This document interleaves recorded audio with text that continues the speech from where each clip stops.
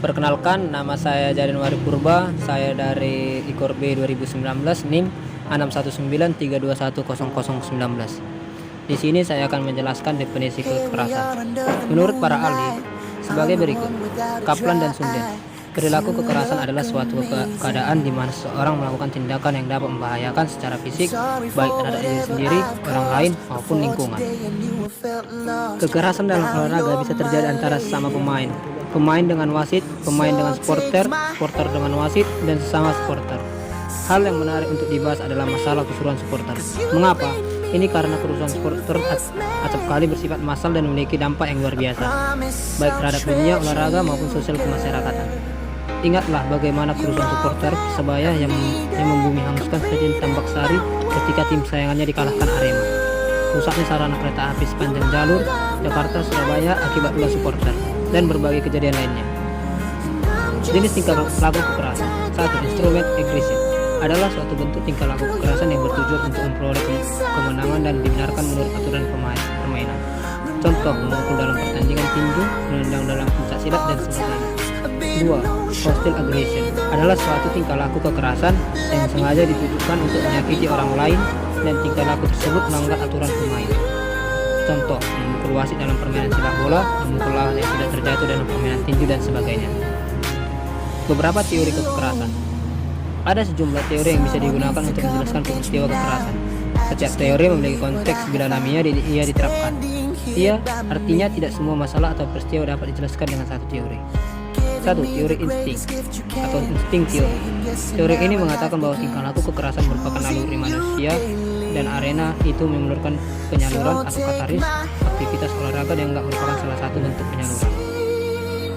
Menurut teori ini, banyak tawuran di kalangan pelajar terutama di kota besar seperti Jakarta karena kekurangannya fasilitas lapangan yang digunakan untuk menyalurkan naluri kekerasan tersebut. Dengan demikian, penyaluran bukan mengarah pada hal yang positif melainkan terjadi secara bermanfaat. 2. Teori belajar sosial, social learning theory. Teori ini mengatakan bahwa seseorang melakukan tindakan kekerasan karena mengamati orang lain atau model melakukan tingkah laku tersebut. Seorang anak melakukan tindakan kekerasan karena ia sering menyaksikan orang tuanya melakukan hal yang sama terhadap dia. Artinya, jika seseorang dididik dengan kekerasan, maka orang tersebut akan mengadopsi dan melakukan tindakan kekerasan. 3. Teori frustasi, agresif atau dolar dan lain. Teori ini mengatakan bahwa frustasi dalam hal ini adalah terhalangnya suatu tujuan akan menyebabkan tindakan kekerasan, yakni intens untuk menyakiti orang lain. Sebagai ilustrasi, tim sepak bola yang merasa sering dirugikan oleh wasit atau kondisi frustasi melakukan pemukulan kepada wasit yang bersangkutan atau tingkah laku kekerasan. Kondisi frustasi lain yang bisa menyebabkan kekerasan adalah kekalahan, dilakukan tidak fair, disakiti baik secara fisik maupun mental. 4. Teori konflik realistik atau serius. Teori ini mengatakan bahwa konflik kelompok disebabkan oleh kepentingan perebutan sebagai sumber atau resource, seperti ekonomi dan kekuasaan yang memang terbatas atau langka. Share dan Houston dan Krenz 2006. Karena sumbernya yang terbatas, maka untuk memperolehnya harus bersaing sehingga adalah salah satu pihak yang menjadi pemenang dan pihak lain yang kalah. Sangat mungkin terjadi akibat persaingan yang bersifat win-loss orientation.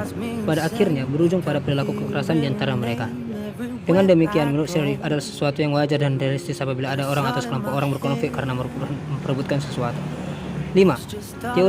Teori identitas sosial atau Taskul. Teori ini pertama kali dikemukakan oleh Henry Taskul tahun 1982 yang telah lama dan secara serius melakukan penelitian tentang prasangka diskriminasi, konflik antar kelompok, dan perubahan sosial prasangka, terutama yang bersifat negatif. Banyak sebab terjadinya konflik antar kelompok. Prasangka merupakan evaluasi negatif seseorang atau kelompok orang terhadap orang atau kelompok lain, semata-mata karena orang atau orang tersebut merupakan kelompok anggota lain yang berbeda dari kelompoknya sendiri. Atau Nelson 2002. Identitas suku dan agama adalah gejala yang dapat dijumpai hampir di semua wilayah konflik, termasuk di luar negeri sekalipun. Kasus di Filipina misalnya, identitas suku dan agama satu pihak dan kesenjangan ekonomi di lain pihak merupakan kerangka penjelasan yang saling bersaing untuk memicu dengan kekerasan. Dikemukakan oleh Anwar, Bover, Smith, dan Toll tahun 2005. Beberapa contoh situasi yang dapat memicu kekerasan dalam olahraga. 1. Seorang pemain yang tidak sehat. 2. Seorang pemain di depan massa yang tidak ramah. 3. Seorang pemain dalam tim yang sedang mengalami kekalahan dalam pertandingan yang sangat ketat. 4. Suatu tim dari peringkat atas bermain dengan peringkat bawah. 5. pertandingan antar tim yang berbeda latar belakang ras atau pemahaman etnik. 6. Latar belakang permusuhan antara dua tim atau dua ras, dua suku bangsa yang berbeda dan atau situasi politik yang mereka wakili. 7. Kehadiran perbuatan agresif oleh orang lain yang tidak dihukum atau menghasilkan keuntungan. Mencegah tingkah laku kekerasan. 1. Pelatih, wasit atau ofisial lainnya jangan pernah mentoleransi tindak kekerasan. Sekali tindakan kekerasan ditoleransi akan menimbulkan presiden buruk penegakan atau berikutnya. 2. Perlu penerapan atau secara konsisten di setiap tingkatan, baik pada individu maupun institusi, ataupun juga untuk dilaksanakan oleh siapapun yang terkait dan berkepentingan di dalamnya. Prinsip perlakuan sama di depan hukum harus ditegakkan. Diskriminasi hanya akan menimbulkan ketidakadilan yang pada gilirannya akan memicu tindakan kekerasan. 3. Sesegera mungkin menghukum siapapun yang melakukan tindakan kekerasan. Sekecil apapun tindakan kekerasan harus secepatnya responnya agar tidak berkembang lebih luas dengan intensitas yang semakin tinggi. Respon tidak selalu dalam bentuk hukuman, tapi bisa berbentuk peringatan yang pada intinya tindakan tersebut tidak diinginkan. 4. Atlet yang melakukan tindakan kekerasan segera diisolasi atau bila perlu dikeluarkan dari pertandingan. Hal ini dilakukan untuk mencegah menularnya tindakan kekerasan kepada orang lain. Selain itu juga untuk menyelamatkan yang bersangkutan dari tindakan balas dendam. 5. Mereka yang memiliki potensi melakukan kekerasan perlu ada penyaluran yang positif.